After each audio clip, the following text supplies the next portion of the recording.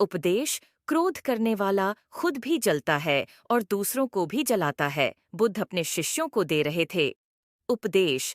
तभी एक व्यक्ति को बुद्ध की बातें अच्छी नहीं लगीं। वह उठा और बुद्ध का अपमान कर दिया। बुरी बातों को बार बार याद करने से हमारी परेशानियां बढ़ती हैं, मन अशांत होता है। इसीलिए दुख देने वाली बातों को भूलकर आगे बढ़ना चाहिए। इस संबंध में गौतम बुद्ध का एक प्रसंग प्रचलित है। गौतम बुद्ध अलग अलग क्षेत्रों में भ्रमण करते और अपने शिष्यों को उपदेश देते थे। एक गांव में वे उपदेश दे रहे थे।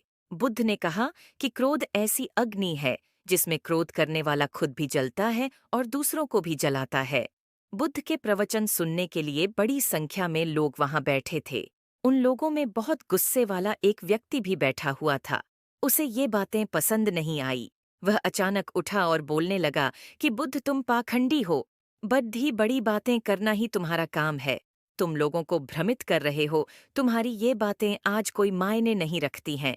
व्यक्ति लगातार बुद्ध को अपमानजनक बातें सुना रहा था। वहां बैठे सभी लोग ये देखकर हैरान थे कि बुद्ध ये सब शांति से सुन रहे थे, लेकिन कुछ बोल नहीं रहे थे। क्रोधी व्यक्ति बुद्ध को शांत देखकर और ज्यादा क्रोधित हो गया। वह बुद्ध के पास गया और उनके मुंह पर थूक कर वहां से चला गया। घर पहुंचकर क्रोधी व्यक्ति का मन शांत हुआ तो उसे अपने के पर बहुत पछतावा हुआ। वह बुद्ध से क्षमा मांगने पहुंचा, लेकिन उस गांव से बुद्ध पड़ोस के गांव के लिए निकल चुके थे।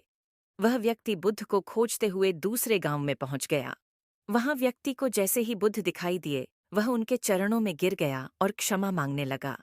बुद्ध ने उस व्यक्ति से पूछा, तुम कौन हो और क्षमा क्यों मांग रहे हो? उस व्यक्ति ने कहा, क्या आप भूल गए? मैंने कल आपके साथ बुरा व्यवहार किया था, आपका अपमान किया था। बुद्ध ने कहा, बीता हुआ कल मैं वहीं छोड़ दिया आया हूँ और तुम अभी भी वहीं रुके हुए हो। तुम्हें गलती पर पछतावा है, तुमने पश्चाताप कर लिया। अब तुम निष्पाप हो गए हो। बुरी बातें याद करते रहने से हमारा आज बर्बाद हो जाता है।